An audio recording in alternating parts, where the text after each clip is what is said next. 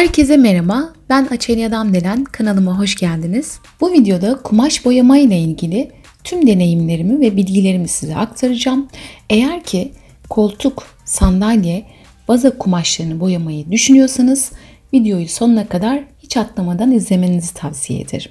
Gördüğünüz koltuğun ahşap ve kumaşını boyayıp 9 Temmuz 2017 yılında YouTube kanalımda uygulama videosunu yine o güne kadarki tüm deneyimlerimi o videoda sizlerle paylaşmıştım. Bu koltuğun kumaşında Verichalki mobilya boyasını kullanmıştım. Bu kumaşta gayet güzel tutundu. Gördüğünüz üzere herhangi bir sorun yok. Yalnız sonrasında birçok farklı kumaşlarda denedim ama maalesef ya sertleştirdi ya da silmeye dayanıklı olmadı gibi aynı etkiyi ve sonucu alamadım. Öncelikle şunu da belirteyim. Kumaşlar maalesef ki ahşaplar gibi değil. Ahşapları artık cinsi ne olursa olsun biliyorsunuz multi-surface boyalarıyla boyayabiliyoruz. Kumaşlarda durum biraz daha farklı. Denemeden anlayamıyoruz maalesef. O yüzden hep söylediğim gibi önce minicik bir kısımda denenmeli. Eğer ki sertlik yoksa ve kullandığımız renk eski rengi kapattıysa işte o zaman komple boyanabilir. Bu boyaların 40 milimlik olanları da var mesela.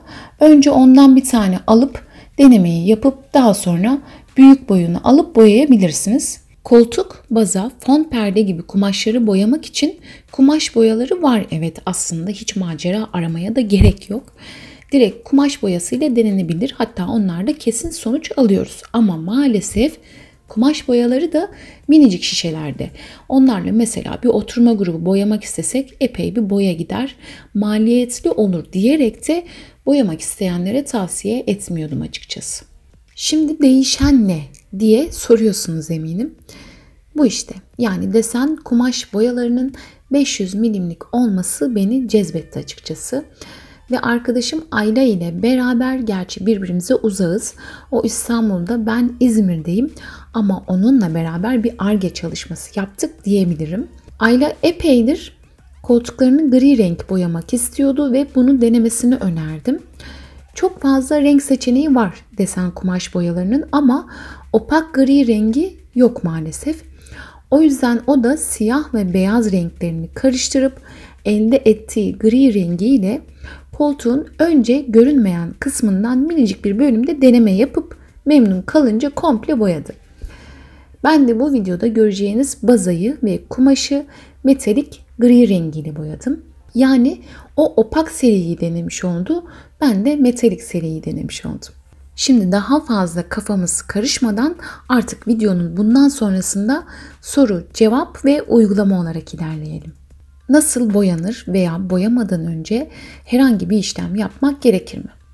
Boyayacak olduğunuz kumaş öncelikle temiz olmalı. Kumaş boyalarını sulandırmadan da kullanabiliyoruz, sulandırarak da kullanabiliyoruz.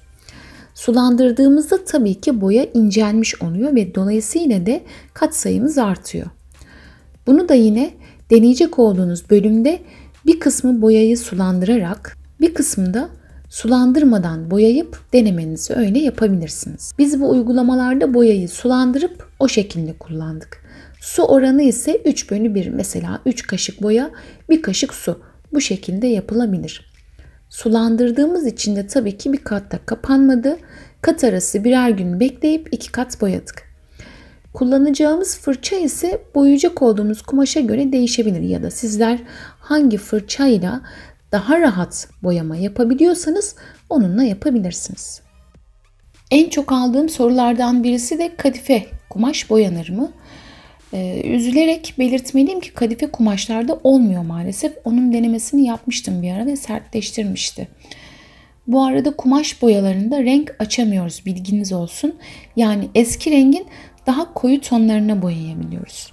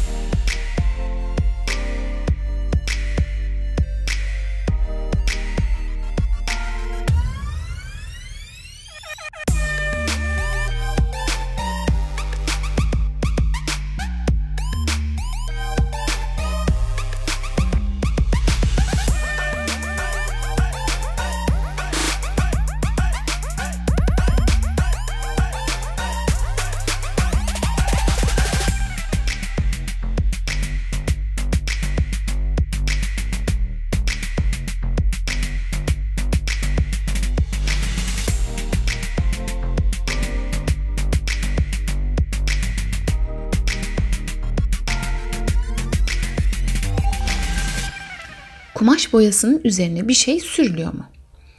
Hayır, sadece ısı vererek boyayı sabitlemek yetiyor. Ya da diyelim ki boyadınız ve biraz sertlik olduğunu gördünüz. O zaman benim Very Chalky ile koltuk kumaşı boyama videomda olduğu gibi home decor wax sürebilirsiniz kumaşa. Bunu da nasıl yaparsınız? Diyelim ki kumaşı boyadınız, renk kapandı ve bir gün sonra ısıyla boyayı güzelce sabitlediniz.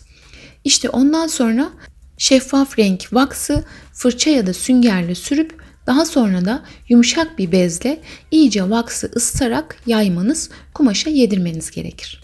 Yıkayınca ya da silince çıkar mı? Kumaşı boyadıktan bir gün sonra ısıyla boyayı kumaşa sabitlemek gerekiyor. Eğer ki bu işlemi yapmazsanız o zaman boyası dayanıklı olmaz. En az 5 dakika boyunca ütü veya fön makinesiyle ısı vermemiz gerekiyor. Ama bunun düzgün bir şekilde yapılması gerekiyor. Yani kesinlikle ısıyla boyayı sabitlediğimizden emin olmamız lazım. Şu anda kumaşı tersinden ütülüyorum, görüyorsunuz. Yani ısı veriyorum. Hatta önce kumaşa boyayı ısıyla iyice sabitliyorum. Daha sonra da buhar vererek ütülemeye devam ediyorum.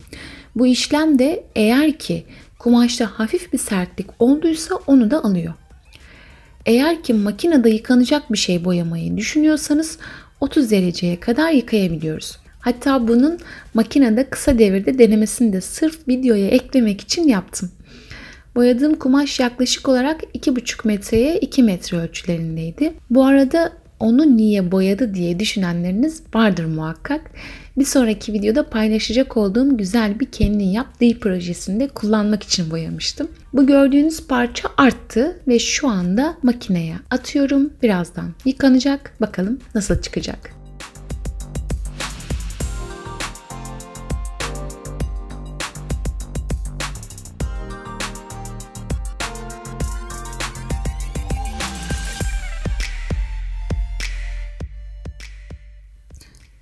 Hatta yıkanma aşamasında dikkat edin, boya aksa köpük su renginden belli olur, öyle değil mi?